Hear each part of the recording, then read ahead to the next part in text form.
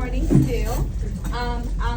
I come from Bowie, so last year I was doing the demo side, the demo instruction, and I also did 5th grade on the writing part. And these are some practices that I've implemented and I've noticed to be effective in the last 3 years, plus some of the trends that I've noticed throughout the upper grades, 3rd, 4th, and 5th.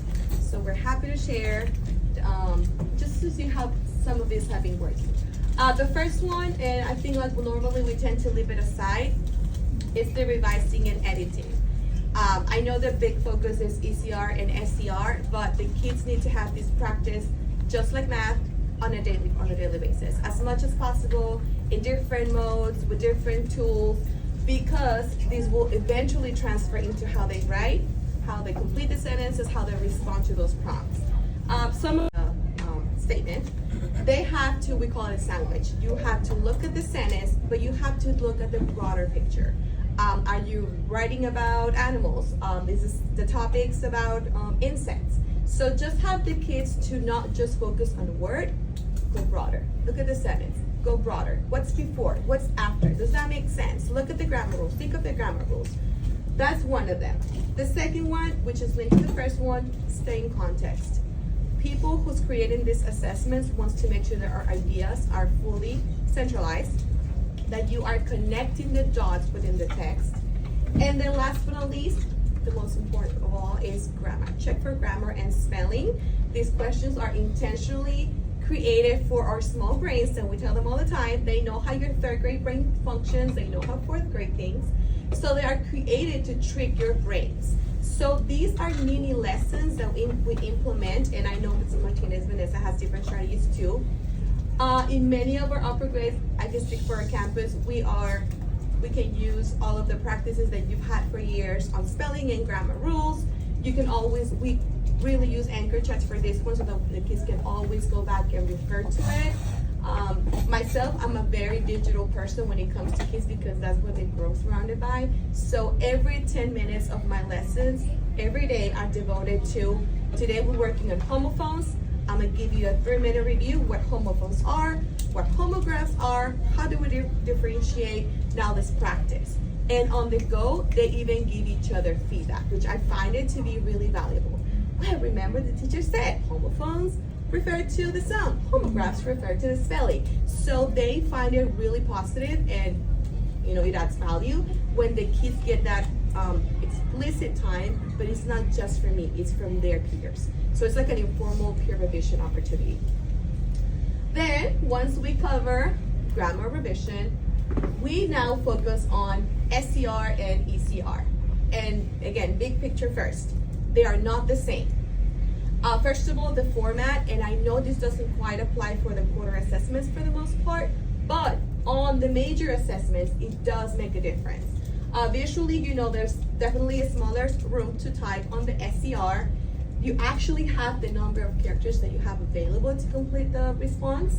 And then just for our special populations, because they really want to try, and they really frame it up so that they can perform, they look at this part of the format. If your question does not have any of the bullet points, that means it's a short response. But if it has the bullet points, this must be an elaborated response. These anchor charts are part of Bowie. We have them posted in every room so the kids visually know this is the format for ECR and this is the format for STAAR. The STAAR format changes depending on the teacher. I'm not gonna lie, some of us use index cards, Post-its, Padlets, depending on the students that we have. But the ECR, it's definitely a printed blank template that they can see. We also have a Word document that we pre-populate and we assign in Google Classroom, where we just change the prompt. We never change any of the bullet points, and the kids can just work from that template. And it's a good visual practice for them to refer to. Now let's bring it to STAAR again, starting from the basics. STAAR, we know it's a short constructive response, and it is always gonna be raised. The kids know, don't think about it, it's a short one, you're just explaining, responding to a prompt. Now, big one here, cross-curricular. This is happening in every single content area.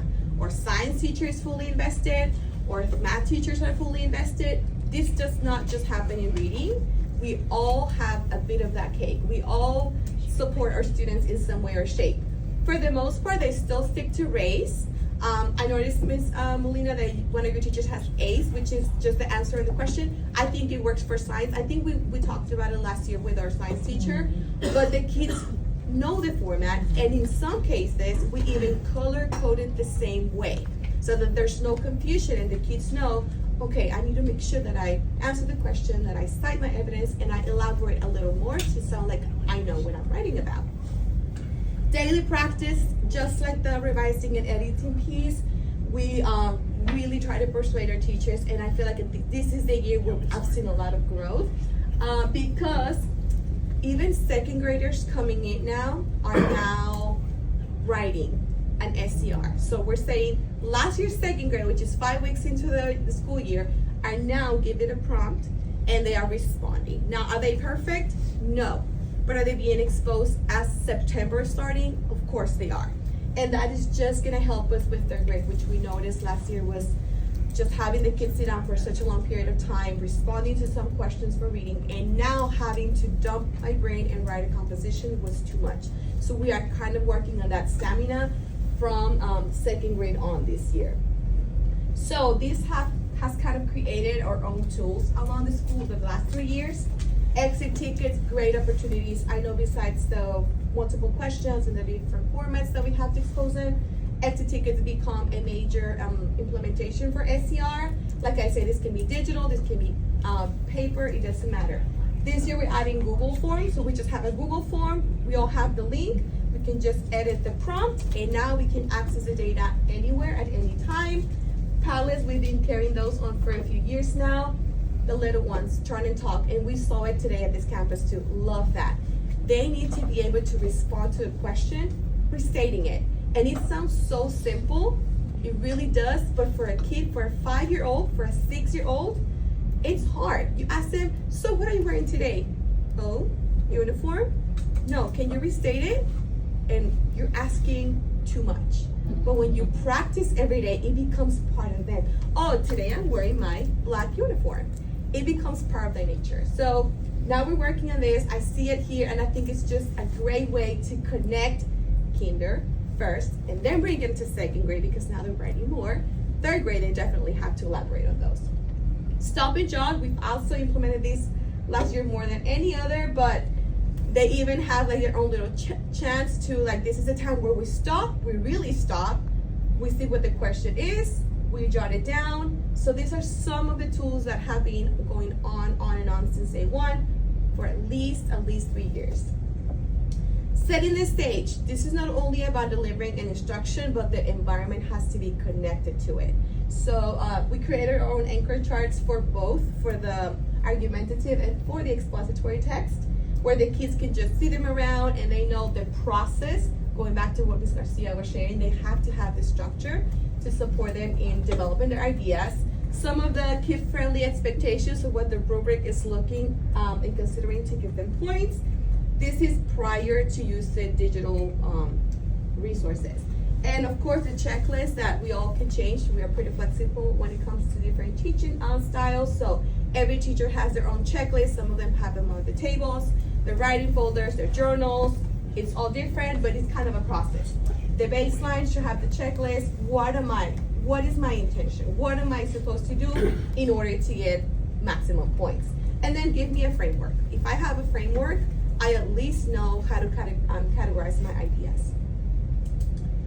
So overall, for both expository and argumentative ECRs, it all starts with anchor charts. Give them a visual, work through those visuals, start expanding on the framework, sort activities. We I think that was one of our discussions today during our feedback, small gatherings. Activities and kinesthetics activities at any age, and I hope this really applies to high school, or me if I'm being a little bit more of a kid side, but just having that time to stand up and do something with the messages, with the words, with the prompts. Is this argumentative? Is this expository? How do I know? What are the keywords? What are some of the steps that I can use? This also guides students in a more strategic writing prompt. It keeps them safe. Going back to your comments too, they are very anxious when they're taking a test. and it's overwhelming. Think of you being a third grader back in the days. How stressful would it be to sit down, you can't talk to anyone else, you have a prompt, and you have to respond in a timely way within a specific number of characters. So just think, taking yourselves back and circling to, they really need to have all these resources, visuals, that kinesthetic piece, graphic organizer, something that they can write on, and those sentence steps. And circling everything up, it's all linked to scoring and the data tracking part. It starts very slow, I'm gonna say that. It starts at the student level. We have folders, we have data journals. It all varies depending on the classroom. We get teacher feedback, that's definitely a no-brainer. And like Dr. Garduño was saying, last year, I would say after one of the iReady sessions, one of the teachers there shared with the entire district, of the region at least, hey, there is this application called Class Companion. It's great, you should try it out. We come back into our house again, buoy, and we give it a try. The kids were in shock when they realized, oh my God, is that how the computer grades my writing? And then you have those real conversations. Yes, it is. And technology has no feelings. And technology does not know who you are as a human being. Either you know it or you don't. And technology does not know whether you forgot the capital letter. So they became more intentional when it was, oh, when I type my sentences, it has to have a capital, it has to have a period, it has to have some kind of a semantic way for me to deliver my sentences. So the kids became and took ownership, and that accountability piece has been more present there because they know it's not just two teachers looking at my paper, compassionate teachers for the most part. This is an actual electronic device that is gonna say yes or no to the way I responded to a prompt. Nothing that you guys don't know, nothing that we as an adults don't know. It's just common sense and really having and setting the time to make sure we follow the process since day one. And now that we're seeing this data, taking it back not just to third graders and putting all this stress on them, but taking it back as slow as we can to make sure that our babies are building those foundations as strong as possible, as early as possible. Any questions? Thank you. Let's give Ms.